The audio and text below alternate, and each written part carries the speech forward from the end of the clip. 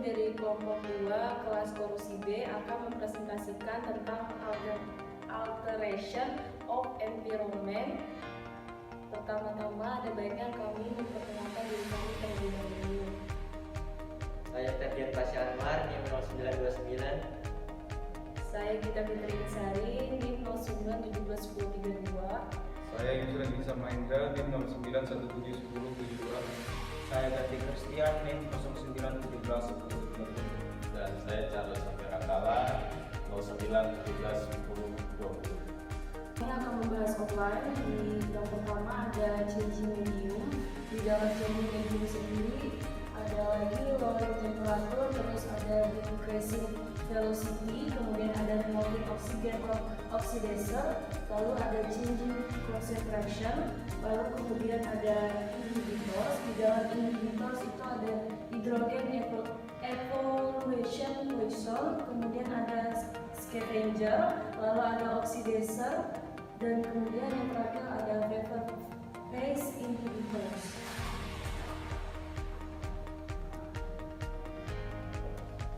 Yang pertama adalah changing medium atau mengubah medium, yaitu perubahan lingkungan menyediakan berbagai cara untuk mengurangi korosi. Beberapa cara yang dapat dilakukan antara lain menurunkan suhu, mengurangi kecepatan, menghilangkan oksigen atau oksidator, dan mengubah konsentrasi. Dalam beberapa kasus hal ini dapat mengurangi korosi secara signifikan, tapi meski dilakukan dengan hati-hati, efek yang dihasilkan bervariasi tergantung dari sistem yang digunakan. Selanjutnya ada lowering temperature atau menurunkan suhu. Biasanya penurunan suhu dapat memperlambat laju korosi. Namun dalam beberapa kondisi, perubahan suhu tidak banyak berpengaruh terhadap laju korosi. Dalam kasus lain, peningkatan suhu mengurangi serangan korosi, misalnya dengan memanaskan air di sekitar benda logam yang tercelup. Hal ini dapat terjadi karena air yang dipanaskan menurunkan konsentrasi oksigen, sehingga oksidasi dapat dihambat pertumbuhannya.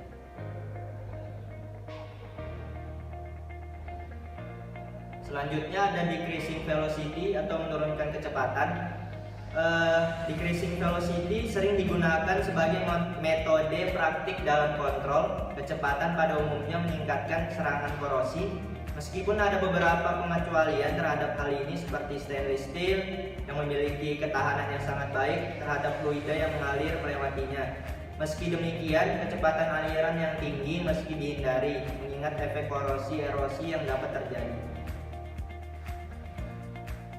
Selanjutnya kita masuk ke materi removing oxygen or oxidizer atau memindahkan oksigen ke oksidator. Langkah ini merupakan metode yang paling lama atau paling tua. Air umpan boiler direbus dengan cara diendapkan pada pipa baja. Dalam metode yang modern, hal ini digantikan dengan metode vakum, pengisian gas inert, atau melalui penggunaan pemisahan oksigen. Asam hidroklorat yang telah terbentuk dari baja selama pembuatan atau penyimpanannya mengandung zat besi klorida sebagai pengotor oksidasi. Asam tidak murni ini disebut asam reaktif. Dengan cepat merusak korosi paduan nikel molybden, sedangkan bahan-bahan ini memiliki ketahanan yang sangat baik dalam asam klorida murni. Meskipun diarasian mempunyai aplikasi yang luas, tidak direkomendasikan untuk logam atau paduan aktif pasif. Bahan-bahan ini membutuhkan oksidator untuk membentuk dan mempertahankan lapisan pelindungnya, dan biasanya memiliki ketahanan yang buruk terhadap lingkungan yang mengurangi atau tidak teroksidasi.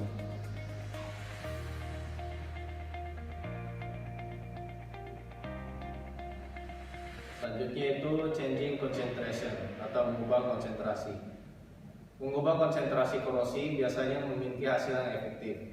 Dalam banyak kegiatan, kehadiran korosi biasanya merupakan suatu hal yang tidak sengaja, seperti misalnya korosi yang disebabkan oleh pendingin air pada radiator nuklir. Dapat dikurangi dengan menghilangkan ion kloridanya. Banyak asam seperti sulfur dan fosfat hampir tidak aktif pada konsentrasi yang tinggi dan suhu yang sedang. Sehingga dalam kasus ini korosi dapat dikurangi dengan meningkatkan konsentrasinya. Selanjutnya adalah inhibitor atau penghambat. di mana inhibitor adalah suatu zat yang ketika ditambahkan ke dalam konsentrasi kecil pada suatu lingkungan akan mengurangi laju korosi. Dalam istilah lain, inhibitor merupakan katalis penghambat. Ada banyak jenis dan komposisi inhibitor. Sebagian besar inhibitor telah dikembangkan oleh percobaan empiris dan banyak inhibitor bersifat eksklusif atau komposisinya dirahasiakan. Penghambatan tidak sepenuhnya dipahami karena alasan ini, tetapi dimungkinkan untuk mengelompokkan inhibitor sesuai dengan mekanisme dan komposisi ini. Selanjutnya adalah hidrogen evolution poison, di mana zat ini seperti ion arsenik dan antimon yang secara khusus memperlambat reaksi evolusi hidrogen. Sebagai konsekuensinya, zat ini sangat efektif dalam larutan asam, tetapi tidak efektif di lingkungan, di mana proses reduksi lainnya seperti reduksi oksigen adalah mengendalikan reaksi katodik. Oke, selanjutnya adalah zat scavengers. Zat ini berfungsi untuk menghilangkan reaksi korosif dari larutan. Contoh dari jenis inhibitor adalah natrium sulfit dan hidrazin yang menghilangkan oksigen terlarut dari larutan berair.